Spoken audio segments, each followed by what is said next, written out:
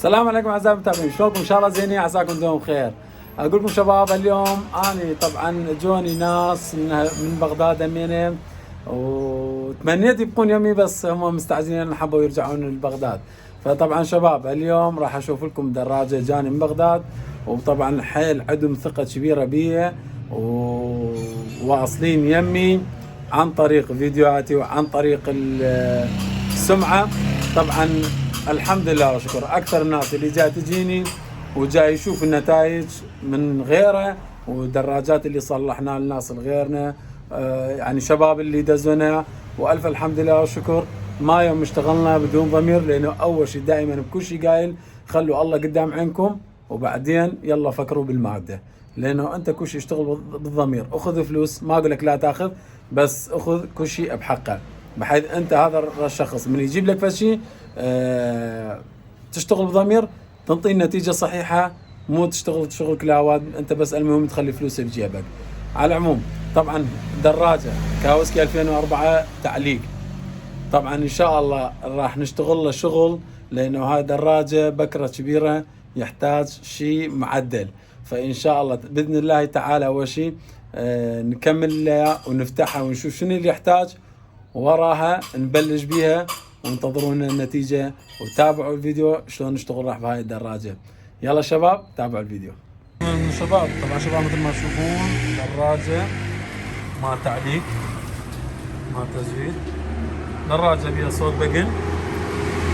فاحنا من نفتحها راح يبين عندنا النتيجة، راح نشوف شنو راح نسوي بهاي الدراجة. طبعا مقدما مثل ما تسمعون دراجة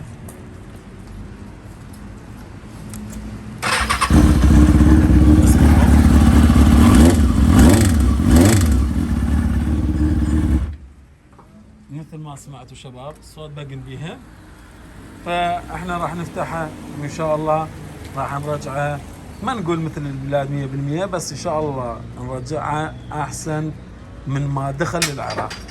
يلا شباب تابعوا الفيديو. طبعا شباب بس ان شاء الله نقوم نبلش بيها نفسخها، وخلي نفتح المحرك نشوف شنو خربان داخل المحرك. شباب هذا المحرك مال كاوازاكي طلعناها برا، صار دنيا مغرب علينا، شوفوا مغرب صار علينا، ما نلحق نفسخها. ان شاء الله باكر راح نفسخ المحرك ونشوف شنو بيها وشنو نواقص بيها وشنو صاير بيها. تابعوا الفيديو حتى توصلكم من نتيجة المحرك ان شاء الله. يلا شباب نودعكم الان، وباكر صبح نلتقي. طبعا مثل ما تشوفون فتحنا الكور مالته مال كاوسكي. طبعا عندك هاي العين صاير ابيض مضروب، يعني هذا داق ولو. فنشوف البقية ان شاء الله نفتحها سنفسخها ونشوف شنو بعد مشكلة صاير بيه. طبعا هسه فصلنا الماكينة ما شاء الله، بيرنات كله جديد، ما بي شيء. عندك الكرنج ما شاء الله نظيف، يعني ما مشخط. عندك بس البقن هذا اعتقد، لا هذا وين. هسه نفتحها ان شاء الله نشوف ياهو بين خربان حتى ان شاء الله نبلش بيها. طبعا بعد ما فتحناه ما شاء الله هذا البقن الاول نظيف، الثاني هم نظيف ما بشي. عندك الثالث محترق، شو صاير بيه اصلا بالكب ماله اليطق ماكو، ما ادري وينه. زين، وعندك الرابع نظيف. ان شاء الله نقص له بس عين الثالث، عفوا عين الثالث ان شاء الله نقص له اياه، وان شاء الله ما يبقى بشي. طبعا هسه خلص الكرينك، شوفوا ما شاء الله العين هذا كملناها، هذا السلندر ان شاء الله سنشده وراح نفحصه ونكملها ان شاء الله، وراها نقوم نشغلها. تابعوا الفيديو حتى توصلكم النتيجة. طبعا شباب هسه قعدنا الكرنك، قعدناه، دوران الذراع كلش حلو. فإن شاء الله هسه نقعد الطابوقة الفوقها وراح نفحص الكرنك همينة مرة أخرى. هسه قعدنا الطابوقة وقفلناها، وخلي هسه نبدي بالفرة الكرنك بالإيد. اللهم صل على محمد، تمشي مثل المي. فلازم المحرك أكثر من فيديوهات شرحت لكم، قلت لكم لازم المحرك بالإيد تفتر، بالإيد تفتر قبل لا تقعد الكور، حتى تشوف نعومة الدوران المحرك. إذا أكو مشكلة، أكو يتشلب، أكو هاي الأمور، فهذا يسوي لك مشاكل. إذا شفت المحرك يتشلب، إذا بالقاع هو بالقاع، أكو ناس يدور ضبط يعني يكون مضبوط 100%، يعني بالقوة بالسبانة تفتر، فهذا شيء راح تفشل 100%. خليه يكون على بين. فإن شاء الله خلي نكمل المحرك وتابع الفيديو. طبعا شباب بعد ما قفلنا الماكينة هسه كملنا السنتر، وهسه راح اشوف لكم السنتر من شلون يصير حتى بالدقيق ما تغلط بالسنتر. فهواي متابعينا من جاي يقولوا لي طريقة السنتر شلون يصير، فهسه انا عندي فيديوهات شارح من شلون يصير سنتر، بس هالمرة راح اعطيكم اياه بالتفصيل 100% حتى من ما تغلطون وما تسألنا اي احد مو يروح يسنتر لك محرك ب100,000 مع الشباب. وبعد ما قفلنا الكور هسه قعدنا وسنترنا، قبل لا تشد المحرك وقبل لا تدير سلف عليه تريد تتأكد بأنه شلون أنت محركك جاهز للشد، أو مثلا سنتر مضبوط، أو ما عندك مشكلة بالتشغيل ويشتغل نقرة سلف. تابع، تعال شوف. شوف أول شيء من خلصت السنتر تخلي إيدك وين؟ على عيون مالاتها، حتى لو أي عين ماكو مشكلة عندك، تخلي إيدك عليها كامل تخفضها. وقرب سيوان، قرب على يدي، اسمع الصوت.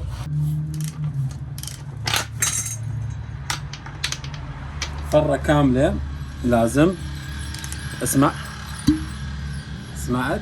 فهذا طريقة من انت سحبت البريشر والمحرك دورانه طبيعي، ما بي مشكلة، يعني ما تشلب عندك، يعني هذا عندك سنتر مضبوط ومحرك جاهز للتشغيل. خلينا نجربه مرة أخرى. قرب الموبايل سيوان، اسمع، امتص ايدي، امتص ايدي، يعني عندك محرك سنتر مضبوط وما عندك كل مشكلة وجاهزة للتشغيل. اغفله ولا تخاف. تعال خليني اشوف لكم السنتر شباب. طبعا شباب مثل ما شوف، طبعا كل المحركات نفس، طبعا هذا محرك كاوسكي 636، فراح اقول لك طريقة سنتر شلون يصير. وكل الدراجات نفس الشيء، خليه يبين على فكرة. انا على الطريقة القديمة اسوي، ما اعتمد على الشرح الجوه. طبعا شرح الجوه هذا بالنسبة للكاوسكي، هذا الشرحة مع حرف تي، الشرحة يكون مقابل فتحة بين الطابوقتين. هذا تريد عن طريق الشرحة تسويها، بس انا بالنسبة لي شخصيا اشتغل على الطريقة القديمة. ومثل ما يعني خاف اكو محركات ما بيها شرحة او كذا، فانا على الطريقة القديمة مرة واحدة سنترو ما يبقى عندي مشكلة، وراح اعلمكم على الطريقة القديمة منها. على الطريقة الجديدة خلينا نقول يعني الشركة الخط الشرحة الحرف التي اللي بيها الخط ماله تخليه مقابل هذا الشرحة، يعني بين طابقتين هاي الخط. شوفوا شباب، هذا بالنسبة للكاوسكي. بالنسبة لهوندا اكو هم قبق اخرى، اكو تباوع عليه هم حرف تي مكتوب بيها خط، فمن تفتح القبق اللقمة 17 تلقاه بداخله همينه نفس الحالة بيها خط. فانا افضل طريقة، يعني انت بدل ما تروح تدور على الكرنك شلون تريد تسويها، راح اعلمك الطريقة الافضل اللي هو عن طريقة القديم اللي عندنا. تدخل درنفيس رفيع، يعني تفتح البلاك عفوا اول مرة وتدخل الدرنفيس الرفيع. اول مرة تشوف تفر المحرك بحيث هذا درنفيس من تصعد هيجي. لاحظ، خليه من تصعد هيجي، مثلا صعدت وقفت هنا، فريته نزل، فانت شو تسوي؟ ترجع الفرة مالتك، ترجع بحيث يرجع المكانه، بحيث يوقف عدل، لا هو نازل ولا هو صاعد، يثبت بمكان ثابت نهاية البستم. يعني خلينا نقول البستم من رفع للأخير بعد ها هي. وصلت الفكرة شلون؟ يعني خلينا نقول رفع هيجي، انت جاي تفر المحرك على كيفك، هنا وقف، من فريته زايد نزل، فانت نرجعها خليه يرجع لي فوق، يعني نهاية البستم اللي يخلي الدرنفيس يعني آخر حد واقف. وصلت الفكرة؟ هاي بالنسبة للبستم الأول شباب، هاي البستم الأول أنا أحكي أول أو الرابع ما عندك مشكلة، بس أنت أول يكون قريب عليك على مدار. هذا وحدة. نجي شلون تقعد الكمشفتات، شلون تسنتر الكمشفتات شلون تسنترها؟ شوفوا شباب، عندك هنا خط أبيض، هسه هذا بس هو بيها شرحة بيها مكتوب EX، حرف EX، حرف الاي اكس. شوف بابا، حرف اي اكس تخليه ويا حافة الكور. شوف شلون، اول مرة تقعد الكمشفت الحار اللي هو جهة الصالنصات، دكشن الحار. اي اكس هذا خروج، يعني خروج الهواء، خلينا نقول يعني طريقة الخروج ماله اكس. فهذا هو الطريق، الخط تخليه ويا حافة الكور، تجر الزنجير تنقه كامل وتقع الكمشفت، تخليه هذا الشرحة يكون ويا حافة الكور. كمشفت الحار قلنا، وصلت الفكرة؟ هذا خلصنا من كمشفت الحار. نجي تقعد وراها كمشفت البارد. ترى ما يصير تقعد كمشفت البارد بعدين تشد الحار، لا، تقعد كمشفت عفوا الحار وبعدين البارد. تجي هنا مكتوب ان يعني الدخول. قصد الدخول شنو؟ الدكشن البارد، يعني يدخل هواء منا، ان يدخل، اكس خروج يطلع. فانت تقعد كمشفت البارد امينه، تخلي الشرحه مالته امينه ويا حافه الكور. وصلت الفكره شلون؟ شوف شلون ويا حافه الكور، بحيث جهتين يكون عدلات. شوفوا شباب، جهتين عدلات. فمن يكون جهتين عدلات ويا حافة الكور، تقعد القبق، تشده، من تشده تقعد المخدة، وتتأكد مرة أخرى من تقعد المخدة وزنجير تنك يعني ضبط كامل، تباوع على خطوط مال السنتر، تشوفه تمام مضبوط. وراها الطريقة اللي قلت لكم، تفرون المحرك باللقمة، منا اللقمة تفرون المحرك وتخلون ايدكم فوق عيون واحد من عدن، اثنين من عدن، اي واحد، تشوف دوران المحرك كامل، المحرك ما يتشلب. اذا تشلب عندك يعني قفل، قام ما ثقل لزم فتشي، لا تضغط عليه، يعني عندك سنتر غلط. وصلت الفكرة؟ فاذا ما تشلبت عندك، بس اذا انت سويت هاي الطريقة ما يوقف عندك ابد وما يكظل المحرك، خلينا نقول. فبعدين ورا تفحص البريشر مالاتك، تخلي ايدك شو تمتص ايدك المحرك لو لا. اذا امتصت ايدك يعني ما عندك كل مشكله وخلاص. واذا اذا ما امتصت ايدك او دفع ايدك لي برا، عندك هم سنتر او غلط او عندك ضعف بالولفات.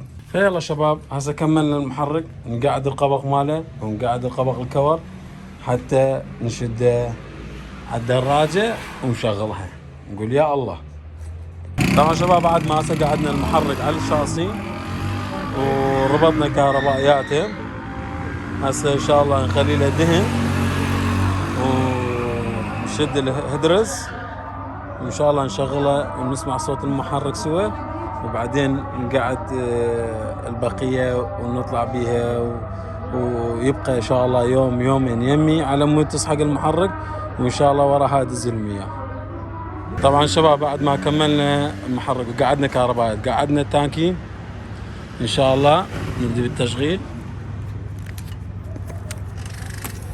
تعال شكل كم دقيقة، يلا شغل استاذ احمد. اللهم صل على محمد. طبعا المحرك صوت كلش حلو ناعم وما في كل مشكلة، تشغيله ناعمة.